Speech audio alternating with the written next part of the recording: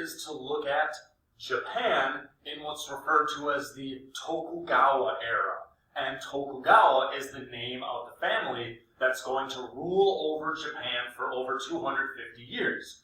Now, they're not necessarily a large land-based empire, but we do see that they're going to use different methods of administration to legitimize and consolidate their power. And we're also kind of looking ahead to how different areas will react to when the Europeans show up. So keep in mind that Japan was kind of unlike other powers in the Eastern Sphere because they're not paying tribute to China like Korea and Vietnam. The emperor remains a figurehead who operates out of seclusion in Kyoto. However, and again, this is pre-Tokugawa. We're still talking the unification era. However, the center of political life will shift to Edo, which is modern-day Tokyo, and the shogun will wield tremendous amounts of power.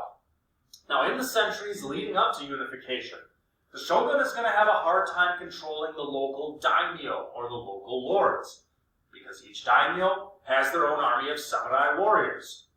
Toyotomi Hideyoshi not only tried to unify Japan, so Hideyoshi came before Tokugawa, but he led an army of 200,000 warriors into Korea to take over the peninsula, but he failed. Now, a power struggle occurs over who will rule Japan. Tokugawa Ieyasu will emerge as the shogun in 1603, and his family will rule until 1868. So there's Tokugawa Ieyasu. We refer to this time as the Tokugawa Shogunate because the members of the Tokugawa clan will serve in this position. Now, to keep the daimyo in line, Tokugawa will insist that each daimyo spend half the year in Edo and the other half can be in their home domain. Whenever the daimyo are in their homeland, their families are forced to remain in Edo, so the shogun can keep a closer eye on them. This became the system of alternate attendance. You live half the year in the capital, half the year in your home, and it serves as an example of how a leader centralizes control over a region. Now, under the Tokugawa, which is, the duration of our time frame, farmers are going to no longer be burdened by unnecessary taxes, so they will increase production. The shogun will distribute the national crop of rice, and farmers often received the least, so they're producing more, but they don't get as much of it. So they were tempted to go to the emerging cities to engage in trade. Mining is going to increase for silver and copper because of increased Chinese demand. Remember that under Ming China, they are only collecting taxes in silver. Some of the increased wealth will be invested in new irrigation techniques and improved infrastructure. That's going to pop up due to increased travel along the roads to Edo.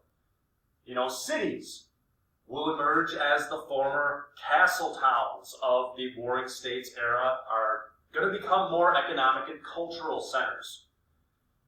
Edo will go from a small village to a city of nearly 1 million by 1720.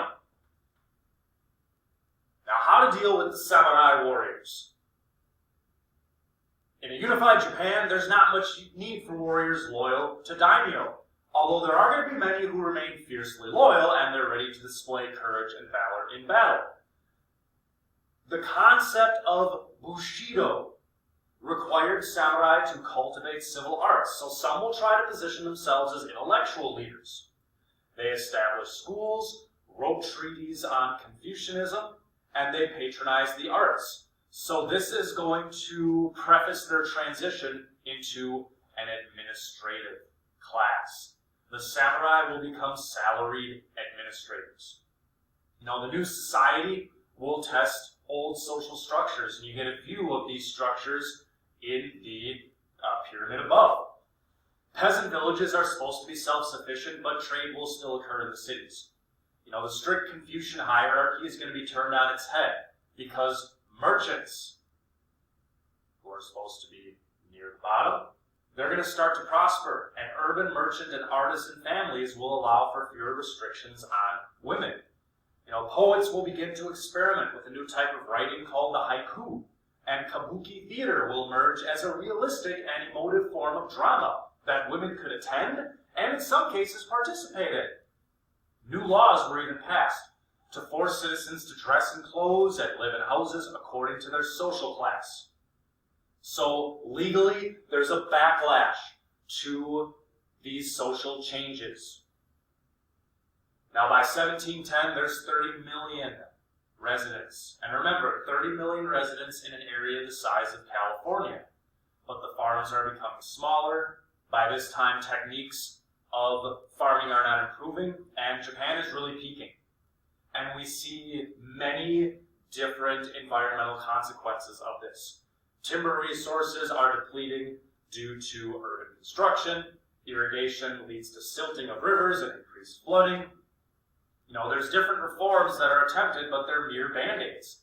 And hundreds of thousands will die in the famines of the 1780s, proving that as time goes on, the isolationist policies of the Tokugawa will prove to be ineffective. And on that note, there's a reason why the Tokugawa become isolationist.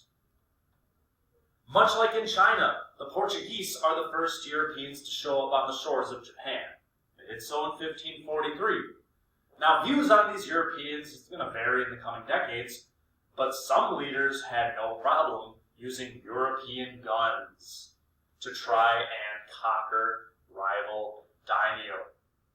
Jesuit missionaries, led by the man you see here, Francis Xavier, attempted to convert the populace to Christianity, and they did succeed in converting about 300,000 non-elites by the early 17th century.